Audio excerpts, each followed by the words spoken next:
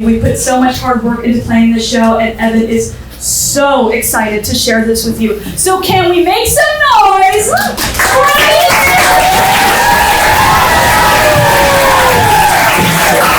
you. High five. Let's go. Thank you, everybody. Thank you. Welcome. Thank you. Give it up for Devon, by the way. Give it up for Devon. So just a couple housekeeping things. Also, Geminis are allowed to interrupt, but no one else is allowed. So, because we expect that. We expect that. Thank you. Yes. Yes. Exactly. Case in point. I imagine Leos are in the front, potentially. Any Leos in the front? Scorpios in the back? Scorpios are creepily staring at everyone and burning a hole into everyone else's soul. Are there any Capricorns or Aquariuses left on Earth after that Saturn transit the last 5 years? Because that was really rough. I mean, my Saturn Cap, I had a Saturn return, but I think for Aquarius and Capricorn it was even worse. Any millennials in the room? Okay, well, Pluto in Scorpio, that's the millennial placement. So congrats, you've destroyed everything. You've destroyed tissues. You've destroyed the home market. No, that's actually not our fault. Also, Gen Z. Is anyone in Gen Z here? Okay, not really. Gen Z can't afford a ticket, I guess. It is what it is. It is what it is. So, anyways, thank you so much for coming. This is sort of a variety show centered around live readings. But before I do that, I want to talk about myself really quick. I promise I'll make it quick. But how did I become an astrologer? So, you may have seen this on TikTok or Instagram at some point, but here's my more fancy PowerPoint version. So I'm a rebel at heart. I grew up in, Minneapolis, Minnesota, which isn't really the most rebellious place, but I was a skate punk. You can see with this shirt that I'm wearing, arrest me, I'm a skateboarder. So that was my vibe. Then I went to Northwestern. You can see Chicago all the way over there. Any Wildcats in here? Okay, some Wildcats. Played music. I've always been a musician. Mostly, I majored in philosophy, so I basically wasn't really doing anything. But then I went to New York City, and here I am presenting on a stage about something way more boring. But I used to do, data analytics, digital strategy. The strategy part's cool. But anyways, I had worked for Scott Galloway's company, L2 Inc. In New York doing strategy presentations. I was like, I like presenting in front of people, but just not about this. I want something else. So then I had a what the fuck moment. So if there's anyone from New York who has lived in New York, I got a concussion at this nightclub, Pyramid Club, in 2019. RIP, it's actually no longer a club somehow. But I got a concussion there. The next day I bought a crystal, a labradorite crystal. And it really did change my life because I started to think outside of myself and the sort of party culture and the party scene. I wanted something deeper. So I started collecting these crystals. I bleached my hair, so some people thought I had a psychosis. But then I made an unexpected switch to Los Angeles. And I say unexpected because I moved out here with someone. And it was going pretty well. But then, I started to get into astrology, started getting into spirituality. And that's not really something that, it wasn't the vibe I was projecting at the beginning of that relationship. So anyways, we broke up. And I moved into my own apartment in Hollywood, and I was kind of alone and bored and creative, though. So I went to Best Buy and I bought a ring light. That was my first ring light video right there. Just my friend told me to make a TikTok. So I started making a TikTok, and now I have all these social channels. And according to Google, I'm an internet personality, whatever the fuck that means. So, and as just, for the curious or the inclined, this is my birth chart, so it really does seem to be fitting that I'm on stage with a 5th house stellium. In Scorpio, balsamic Scorpio moon, Jupiter in Leo, so I'm obnoxious. And Neptune on the descendant, though, there's something that I'm trying to do with, creating a magic in sort of one-on-one readings in that 7th house. And with Saturn in the 7th, trying to break it down really clearly. That's what I'm going to do tonight, okay? So I'm going to do that tonight. I'm going to do some live readings, and we're going to experience astrology in all of its dimensions here. So we're going to do some really quick, I promise this will be very quick, but Astrology 101, I'm not going to talk about the elements right now. I'm just going to talk about the concept of divination and esoteric traditions generally. There's 2 processes. You manifest as an individual with an ego, right? So we have our own goals, aspirations, we have free will, all these things. But we're also trying to ascend back to source, but with consciousness, eventually escape the karmic cycle. That's where you get the alchemization of these two, which is astrology and other forms of divination. Combine them, you get this symbol, which you're all familiar with, which is as above, so below.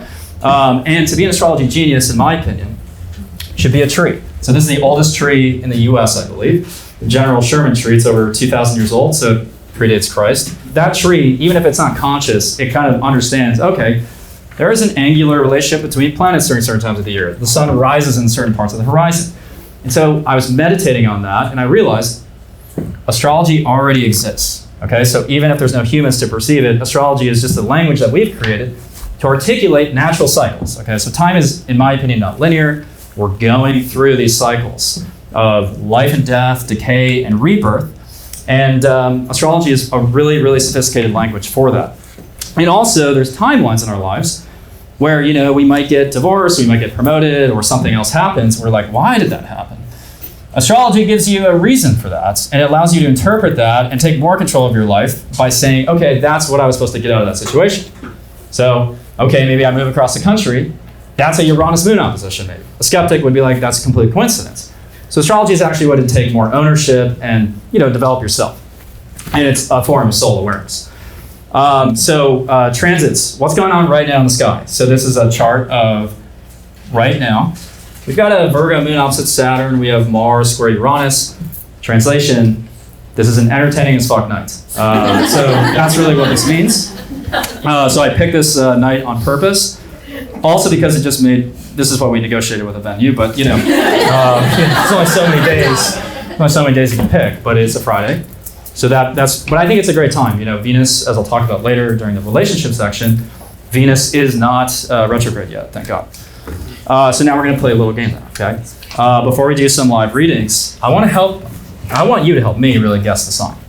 So if you've ever watched my videos on social media, you know that the way that I format these things is I try to talk about what the signs are going through before I actually reveal the sign, because I think that it's kind of an interesting blind study of like, well, is this accurate? Does this person actually know what he's talking about? So we're going to go through all the 12 signs, okay? So this is the first one, all right?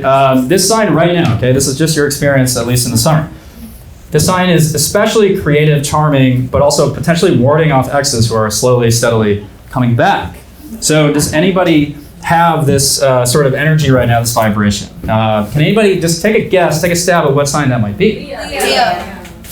Okay, you guys are team. You got it, okay? You got Leo. That was an easy one, probably. All right, next one. This sign is flirting with everybody, okay? Okay.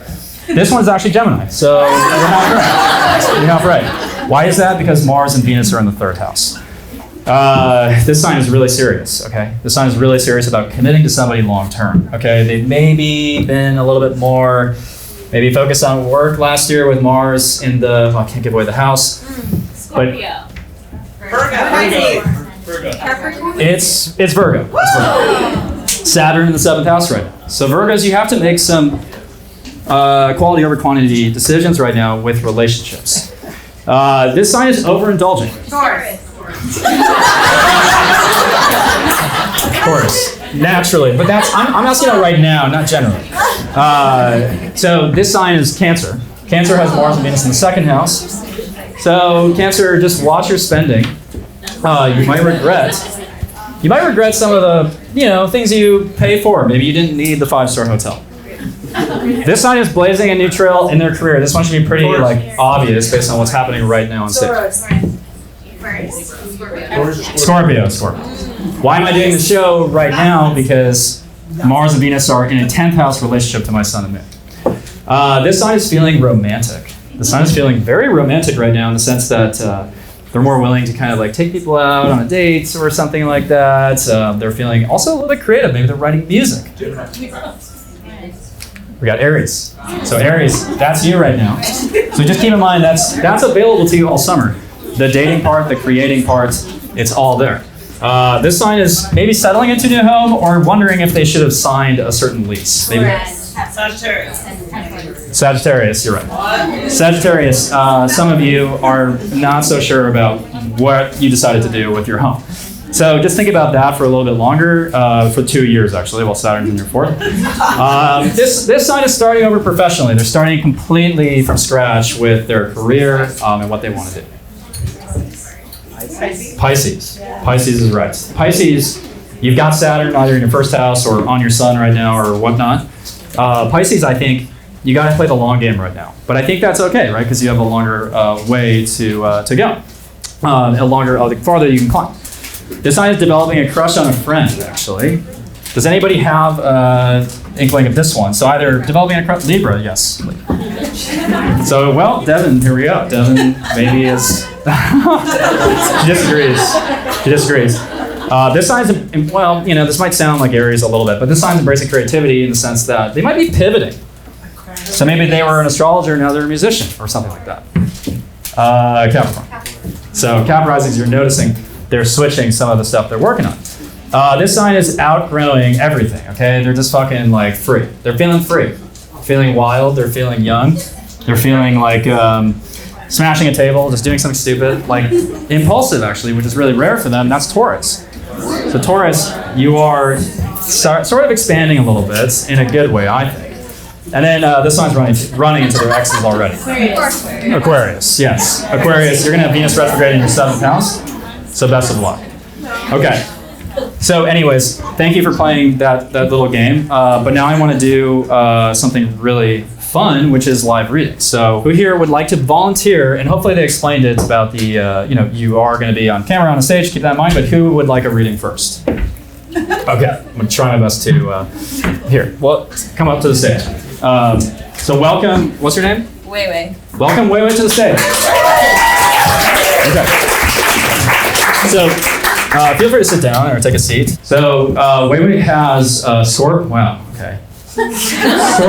Sun conjunct Pluto, Mercury, Venus, and Jupiter also in Scorpio. We have Mars in Sag, Moon in Sag, Libra rising, and Saturn in Aquarius. Now that's a really interesting chart because it's actually pretty concentrated, right? So just indulge me for a second. And if anything I say gets too personal, just tell me, Evan, stop. First of all, when we look at birth charts, when we look at a Libra rising, we have to think about the persona, right? So as a Libra rising, you would be somebody who is very gifted at understanding, kind of diplomatically, kind of like the other person's position. So consulting, advisory, one-on-one work would already be a really good idea.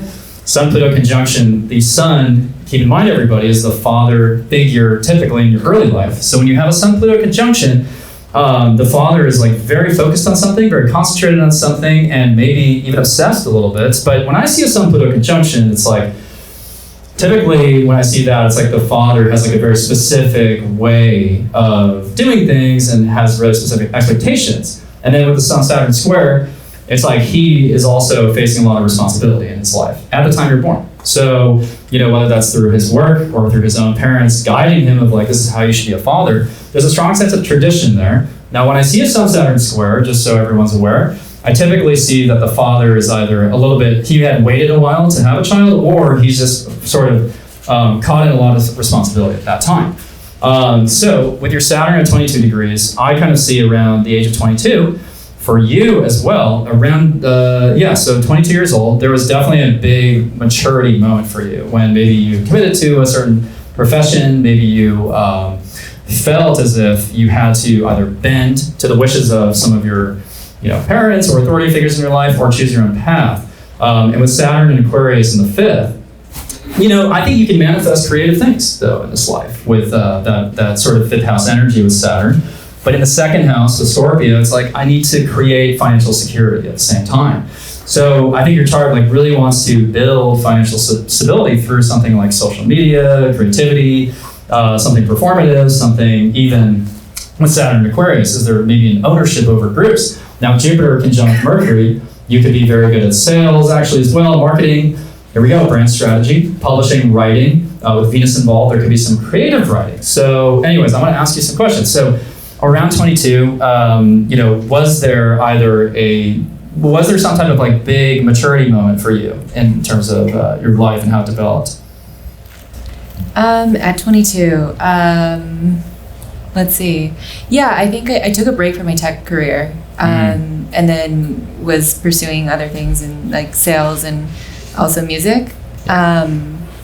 Yeah, so that makes sense with your chart. So like I said, there's a creative element, but there's also an ability to sell and get into sales. I think you combine those. You can combine all of those and alchemize them into hey, I'm promoting my own type of work. I'm promoting my own creative work. So I think that's really powerful. Now with the Sag Moon around 19, what was the big change right there in your home or your family? At 19, I graduated college actually, so I moved to New York City by myself. Yeah. Yeah. So that's the Moon Sag, taking flight, moving. So I think you're living out your chart. I think you're living out your chart based on what you described. So and by the way, Neptune on the IC, you want to live by the water. So I don't know how close you are to the beach here, but that's it's just something to keep in mind. So anyways, Wei, thank you so much for coming up here and doing that. So we're going to do another reading. So I'm going to need somebody, another volunteer. Alicia, welcome Alicia to the stage. Let's see what Alicia's chart shows. So Alicia is, a Libra rising again. What is it with Libra risings today? So we have a Libra rising, we have a Pisces moon, and we have a Leo sun, okay? So this chart is like really hanging out in the Eastern Hemisphere, which is a lot about, it's very independent. So I can already talk about, I'll talk about that. Mars in Scorpio, Saturn in Scorpio, Pluto at the 29th. Pluto at the 29th. So in terms of what I see there, yet again, we have a Libra rising. So remember the rising sign is persona, generally the personality. So as a Libra rising, you would be someone I would see as fairly, again, diplomatic. Well, we have to look at Venus, which is the chart ruler, to see a little bit more. And Venus is in Virgo in the 11th house in the Placidus system, at least. But Venus in Virgo, you're trying to build a very specific skill set. Like I would imagine that you're kind of at the top of your game in something with Virgo. Virgo is very practical. As a Leo sun squaring Mars, there's a lot of motivation there. There's a lot of motivation. Would you classify your father as like fairly headstrong and independent? Incredibly, yes. Okay, so again, Sun square Mars, you're going to see that type of phenomenon. And then Saturn and Mars in Scorpio. We have this idea here of really working hard to build, again, that financial security, but maybe through either your own business or are you an entrepreneur or have you been one? I am, yeah. Okay, so there we go. So in terms of that Saturn Mars placement in Scorpio, it's like we're trying to build our own, you're trying to build your own business in a way, right? Because Scorpio can be about joint resources, finances. So I actually wouldn't recommend that you work for anybody. That's usually what I say when I see that type of placement. With the Leo sun, though, I think that there's something creative that you want to do, right? You want to work in some type of creative field. And with the Pisces moon, it's in a way where you can really understand and empathize with others, So do you work in any kind of creative field? I'm an influencer, but I'm pivoting to, I have a love for tarot, so I'm pivoting to a tarot reader career. Okay, so the Pisces moon can do that. The Pisces moon is mutable, so you can change the type of career you're working on. Chiron and Gemini, by the way, I think this is a really interesting placement. So Chiron and Gemini, a lot of people from this time period are speech pathologists, or they work with anything related to the speech or even like writing. So I think writing is a form of healing for you. And by the way, 37 was a Chiron year. So 7 and 37, by the way. So 7 and 37 are years in which you are talking about healing, writing about healing. Has that also been a feature, especially around 37? Like, was there anything special that tied that back to that? I did self-publish a poetry book, which is basically speaking about my life. Yep. Yeah. So that's Chiron and Gemini right there. So, so thank you so much, Alicia. I really appreciate your time. So there we go. So we're just getting started. Next, I actually have a special guest that I'm going to be interviewing. Please give it up for May.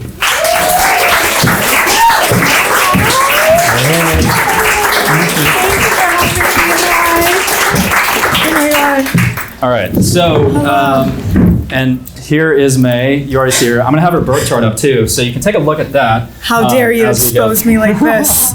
I know, I'm so sorry. I wanna know, first of all, how did you end up walking this path as an astrologer? My mom got me into it. she's like those Jewish mothers where she throws a bucket of salt out the door, woo, to like protect from evil eyes. So she's very like spiritual in that sense, and she was very into astrology. And then I kind of one-upped her by really actually studying it. And I mean, I went to college for fashion school. I didn't know that I could make a career out of it. So it's been like a long journey for you. Like, yeah, for sure. Like very genuine. Yeah. And what's life like as not just an astrologer, but a digital creator? It's amazing. It's been really like fun expressing my knowledge and my creativity in a sense using TikTok. I think it's awesome. I love that. I mean, you saw with my story too. I mean, like with TikTok or any platform, it can happen overnight. So, yeah. What do you do though to stay grounded? I take breaks because I'm really into like energy, and I really feel like, you get like 1 million views on a TikTok. You really feel like a lot of eyes on you. So I really like to like take a break. In the beginning though, I was like hardcore, 3 posts a day, like, you gotta make it. And then I slowly started to, do it on my own time. And whenever I feel like I need to say something or have something on my chest, I let it out. Mm-hmm, mm-hmm. Yeah, that's. I mean, and that's I so travel. important. And you what? I travel. And you travel. And to like ease it off. Yeah. Well, we'll talk about your chart in a second. I think the Saturn rising might have Yeah, something there to do. you go. What about manifestation techniques? I think I saw a video that you did last week where you were using a bay leaf. Is that like one of the main? That's like goes back to my mom. Okay. She literally just pulled it out one day and she was like, "Try this." But yeah, I did it. It's awesome. I think it really works. It's also like your belief. If you believe that it will, then it will. So I really like to write down my affirmations and say them out loud, and the whole shebang, really visualize it, and it works. Yeah, visualization I think has worked for me really well. Yeah. Any advice out there for people who are looking to become a spiritual guide? Because I'm sure there's a lot of people here who have come from the tarot world or the Reiki world. I think that it's an amazing gift that is given to us to help people. And if you feel like you're called to do that and you have the power and the strength, then like that's a gift, in my opinion. One thing I just wanted to add is like with spirituality, there's not necessarily like a school for all of it, a certification process. I know people who want to go the traditional route of like, hey, I want to formalize this. I just kind of jumped into it, and it sounds like you kind of have always been. It's always been a part of your life. But I want to talk about your birth chart quick. So tell me about Pluto on the ascendant. What's that like? It's wild. I've definitely been through major transformations, just like Pluto loves to do. In the 7th degree, a Libra degree, I mean, relationships really took a big toll in my life. I don't know. Yeah. What do you think? It's definitely very transformative. I think about Pluto and Sag, it is such a generational placement. So I don't know. All of you astrologers out there into astrology are like, she's a control freak. Like, no. I don't know. Very opinionated. You might be the only Gen Z in here, apparently. Really? Well, I don't know. No way. No one from Gen Z I should leave. Maybe they just need you guys all hate me then. Okay, there's some Gen Zs here. They probably have more Gen or something. I'm kidding. So Pluto and Sag is a generational placement, right? But when you have it on your ascendant, suddenly you're in the mix with that generation. I think that just like you think about Kurt Cobain had Uranus, Pluto conjunct Virgo in his ascendant, same with Billy Corgan, like they're both like in the Gen X, they kind of steered that generation with their music in a way. But anyways, I want to just quickly ask, what placements do you feel in your chart like really empower you the most as an astrologer? As an astrologer, I think my chart ruler being Jupiter in the 3rd really helped me express my knowledge of astrology via communication. Like, I think the more I talked on TikTok, the more people were engaging with me, and I found success through that. The more I like talked. Yeah, Third absolutely. house. No, I think Jupiter's spreading the message. Yeah, and like just teaching. Yeah, absolutely. Teaching too. What's the hardest transit you've gone through? I don't know why. I just wanted to ask that. My Scorpio one is It's really a dark. great question. You're the hardest transit so far, by the way. When Saturn was on my moon in the 11th, I experienced a little bit of bullying in school. It was years ago. But yeah, I think that was a very lonely time for me. I think I learned a lot about myself. I was young. I don't really like remember that much, but I do remember it being tough. Also, when Pluto is currently squaring my natal moon. Oh, you're right. You've got a 28 Good morning. Yeah, if you have a late degree cardinal moon, that's Yeah. applying to you also. That one's pretty wild too right now. Yeah. What about? Okay, let's end on a positive. Yes, please. What's the most rewarding transit that you've been through? Like, what was the most kind of exciting? I really found my purpose on TikTok. I really felt like I could finally be heard, I guess. I've always like been a communicator. So I think when Jupiter was in Aquarius in 2020 and then a little bit of 2021, I really started taking it seriously and posting, and I loved that Jupiter in the 3rd transit over all of my personal planets in Aquarius. That was nice. Yeah, Jupiter. If any, yeah, suspect. I remember January, especially to like June 2021, when Jupiter and Saturn were just kind of like in Aquarius at the same time. Saturn square Uranus. That's when I downloaded all the astrology knowledge for myself, and I just felt like that was like a extra dimensional time, a different timeline. But no, thank you so much for giving. Thank you for having me. Yeah. So give it up for May. Give it up for May, please. Thank you so much, everybody. Yeah, of course. I want to quickly explain why don't relationships work, okay?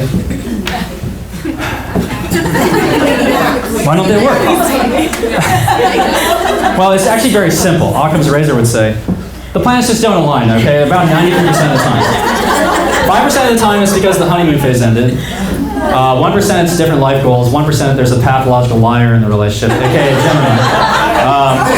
But really, it's because the planets don't align. Now, also, men's understanding of astrology has been plummeting since about 100 AD. So, in denial. Yeah, in denial. So, Ptolemy was onto something. But, men's astrology knowledge is basically at rock bottom. Meanwhile, women's emotional maturity is still sky high the whole time. So, it's just a recipe for disaster. I'm sorry. I had to do that. Let's keep this going. Let's keep this energy going with the audience and bring another person to the stage. So, all right, so you right here. Yep. Please state your name for the record. Joseph. Joseph. So Joseph, let's break down Joseph's chart. So Joseph is a Cap rising, 23 degrees. Capricorn moon in the mix with Uranus and Neptune, Venus and Sag. Scorpio sun, another fucking Scorpio.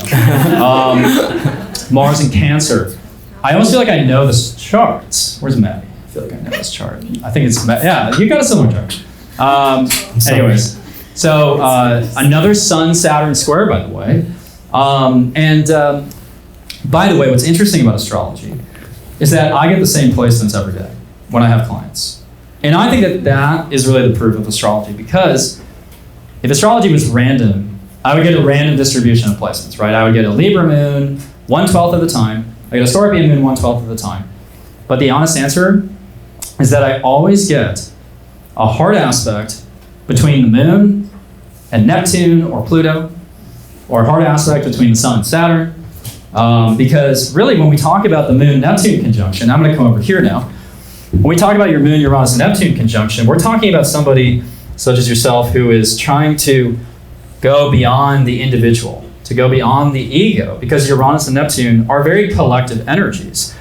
So if, so just for an example of like, last week we had a tech rehearsal here, and I had one of our camera crew come up as just a volunteer. He doesn't follow astrology. No hate, obviously. He doesn't follow astrology. And when I saw his chart, I looked at it and I was like, I would never get your chart. Like I can see in your chart that you would be very a little bit more like practical. Like you're not really going to like entertain astrology that much. So anyways, you have a chart that's really trying to just manage this outside energy. So when you have a 12th house moon, first of all, I think you do have a very karmic relationship with your family, because your moon is the home and family. But conjunct to Uranus and Neptune, there is absolutely someone in your family. Now with the moon, it's typically the mother. But with the moon Uranus connection and Neptune, it's kind of like, the mother may have been in a place in 1992 where she was feeling very complex emotions, where maybe she wanted to almost kind of like change some of her circumstances at that time. But throughout your childhood, if there's a feeling here of like either your mother is kind of up and down about her feelings sometimes, or you even start to develop this need to like break away from like where you are and adventure and explore beyond where your home is. But also with Neptune in the 12, you do appreciate that alone time. You appreciate that time to ground yourself, to meditate.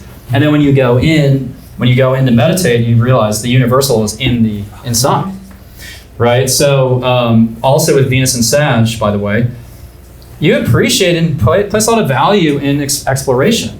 Like people with different perspectives, different cultures, maybe people who speak different languages. And then with your Scorpio sun, though, square Saturn, you've got a strong sense of responsibility, though, to like manifest things in your life. And the father, yet again, just like one of the first readings I did tonight, it looks like the father is going through a period of like a heavy sense of responsibility. So there is a pressure here to be more traditional, but deep down that you kind of want to buck that trend. So, and then finally with Mars opposite in Cancer, opposite the moon and Uranus and Neptune, it's like you're really trying to push this sense of like, but you also want that independence from within your family. So it sounds like your family is like, it's a little bit, it's very like opposites here. Like I can see how you would have someone very pragmatic raising you, and another person who's like asking these like very deep philosophical questions. And was your mother the kind of the person who was doing that like deep exploration or kind of managing like really complicated emotions, or? Related to me, you mean? Sorry, what? What was the question again? Oh, sorry, yeah. So your mother, does that make sense? Like with your mother, was she kind of up and down? Is she kind of up and down emotionally, or? Yeah, I feel more by the time I was born, because I was like unexpected. Unexpected, Yeah, so, yeah. It wasn't like a planned pregnancy or anything. And I think she was changing careers. Yeah. Okay, yeah, because the Capricorn moon is going to be hardworking. It's not like, it's still going to have that realism to it. But then with the Sun Saturn square, I see like the father was definitely under a lot of pressure at this time. So was the father like switching jobs as well, or like working? I know that he had health issues. Okay. Like, was he a little bit older when he had you, relative? Yeah, my parents were over 40 when they had. Yeah. So Saturn is age. So when you see a Sun Saturn square, usually indicates the father's older. So now we have a Jupiter moon square. I just want to ask about that quick. Look, if I brought 10 people into a room with your chart, 9 out of 10 would have moved away from home, actually. So the Jupiter moon square is usually trying to get away.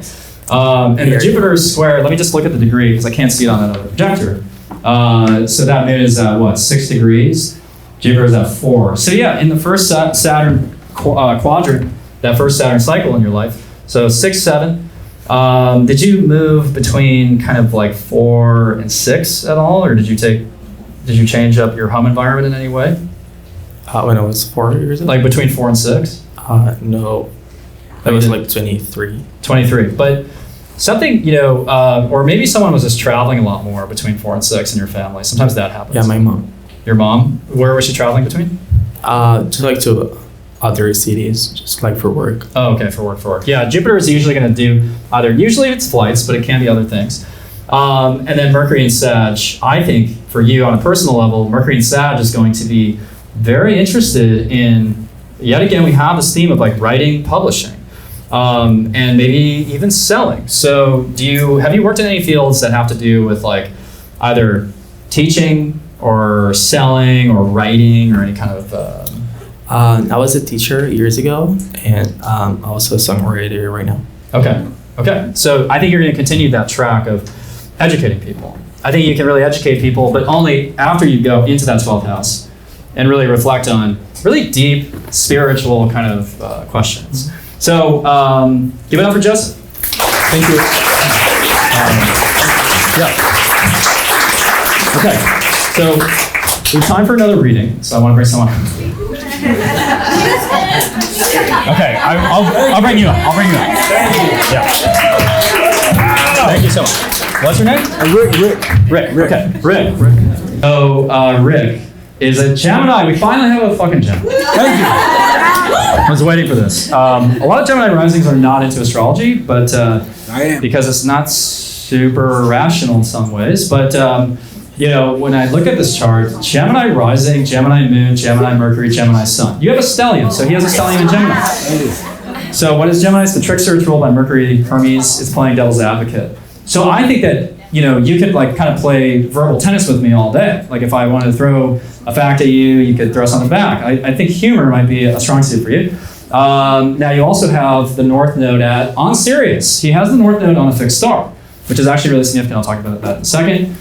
Saturn, Mars, Pluto, all in Libra. A lot of people from the early 80s work in the government because of that conjunction.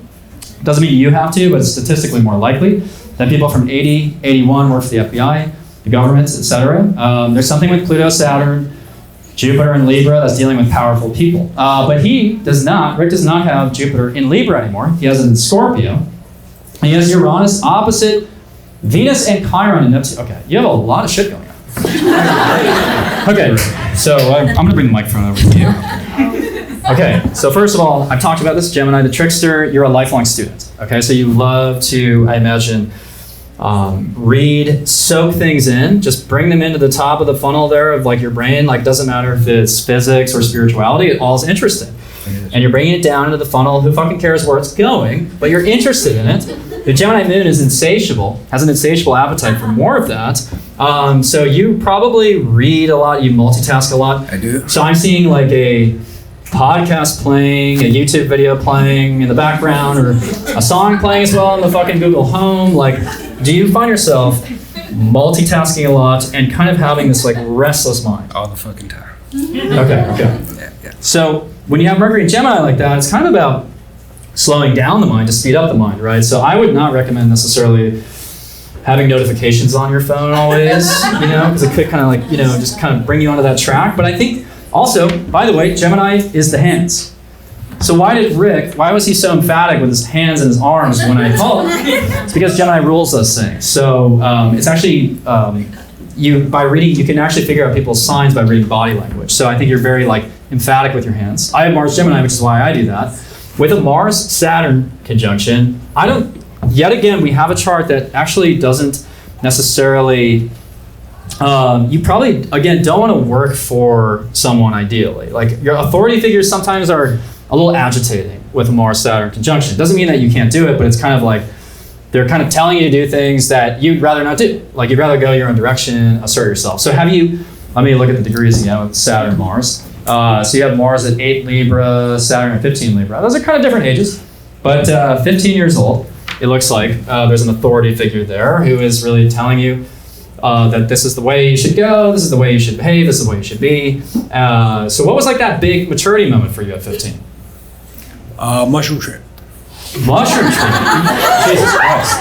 That's great too, because that Neptune-Sun opposition, like I said, it doesn't have to be drinking. It could be other types of ways of getting out of the body. Psychedelics. Yeah, psychedelics. So you could get out of the body however you want, and you can do that through film and through the screen. So I think you've got a really interesting chart where it's like, there's a part of you that's, again, like able to get into like the give and take of things, talk about ideas with anybody about any subject, but it's like ultimately, you're kind of hooked on this idea of that Neptunian escape and transcendence with that. So yeah, thank you, Rick. Thank you, Rick. Yeah, thank you so much.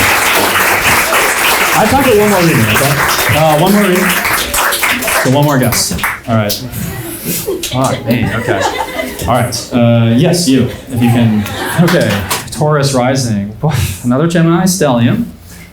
So Taurus rising, Gemini stellium, you were born right after, right before a full moon, which is actually, that's pretty interesting. So Gemini sun, Scorpio moon.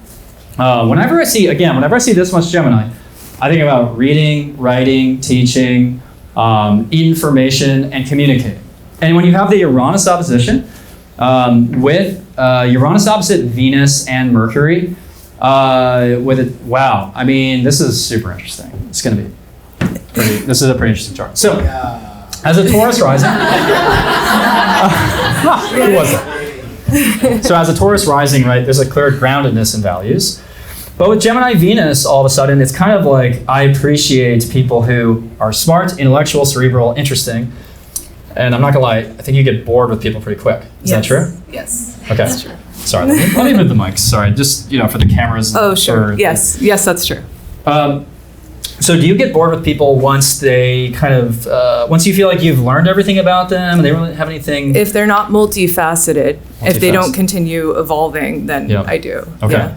And with the Uranus-Mercury opposition, I'll bet you have a lightning quick mind, very quick, and you think very differently than most people. So I bet you had a different kind of way of tackling problems than the teachers did when you were a kid. Like, did you have kind of a different kind of framing? I was raised in a cult, so yeah. Oh wow. Yep. Yeah. So, and I went to a homeschool, and the person that homeschooled me was like in that cult. So, yeah. Yeah. So Gemini is about education, right? So Gemini is early childhood education, especially. So now opposite Uranus. Uranus is collective. It's alternative. It's off the grid. So that's one way that can work. But in the way your mind works, I think it's lightning quick. It may be a little hard to concentrate though. Do you have trouble like kind of sticking with an idea? Yeah, I'm scattered. Scattered, yeah. So I think it's really important. I gave this advice earlier, but to kind of slow down the mind, to speed up the mind in a way. But now we have a Scorpio, Moon, Saturn, Mars. That's also a little bit occulted and hidden. So whether you're literally in a cult or not, I think you appreciate all things hidden. So I would say with Gemini and Scorpio, you'd be in a career where you're working with information, but you're digging a layer deeper. And you're investigating things. You're interested in human behavior. Some people with your chart could actually be in psychology, psychotherapy, or writing. So again, writing. I do write. Yeah. So you're a writer. Yeah. So there we go. So now we have a writer. Again, that's shown in the charts. This is why astrology is actually real. And then you have Jupiter in Capricorn. So there's something interesting there about your philosophy in life. You're actually interested in the long term, though, payoff. I think that that's grounding the chart. If you didn't have Jupiter in Capricorn, I'd be like, wow, this chart is just kind of like skyrocketing, but sometimes it doesn't always have that ground. But the Taurus rising, Jupiter in Cap is really strong. And then just one more question, just to see what I can read in the chart. Oh yeah, so Mars, Scorpio conjunction. You would definitely not want to, you would want to work for yourself or start your own business at some point. Have you ever been an entrepreneur? Yeah, I do own my own business. You do all your own business. That's good. That's a smart choice. And then your moon is at 22 degrees, 23 degrees. So around 22, 23, I would imagine there was a huge change in home, family, motherhood. What was the change? Well, I moved from LA to Florida when I was 19, but I moved back to LA around 22, 23. Okay. So coming back to LA, that was significant for the lunar degree of her moon. So give it up for Megan. Thank you so much. Yeah, I appreciate it. First of all, this is the first of many shows. This is literally the first show. This is like step one. So thank you. You saw, hopefully you learned something. Hopefully you saw the power of astrology, of me being able to talk to people without knowing who they are, talk about their placements in a really salient way and get to the point really fast without having to ask them a million questions or do any intake. Like, this is just the chart. This is all based on the chart. So I think there's a magic to astrology. If you agree, come see me at the next show. I will, I'm available on social media here, so you have my links in your hands through those cards that you got. I have astrology courses, and I actually have a couple spots left for my retreat in Croatia. You have to book by July 12th, though, so definitely check that out. And there's going to be a 2024 tour. So we're going to take this on the road. We're going to do live readings. So my goal is to basically, and I've experienced this with, skeptics sometimes come to me for a reading. And by the way, what you see here is 5-minute readings, or one-on-one, and the energy is just available to just me and the client. We go way deeper than this, but I still wanted to give everybody a taste of what astrology can give you. And when I have skeptics come to me for readings, and they don't tell me anything, they don't say why they're there, they're just interested, their girlfriend got them a reading, they end up coming back. Because when you have an hour to go through someone's chart, you find the ages, the timing, the energy, and what they're working on in their career. So I think there's something to astrology. I'm obviously rational as well. I had a career as a data analyst. So I'm trying to alchemize and synthesize these things and bring magic to astrology and prove astrology to audiences across the world. So I'm going to do that next year. But thank you so much for joining me on this very special evening, this first night. And you are the best. You are the best participants. You've been amazing. And again, thank you so much. And I'll be outside, by the way, if anybody has questions. I know I said there'd be a Q&A. We are at time. But I will be outside. So let's talk. Let's talk. Take care.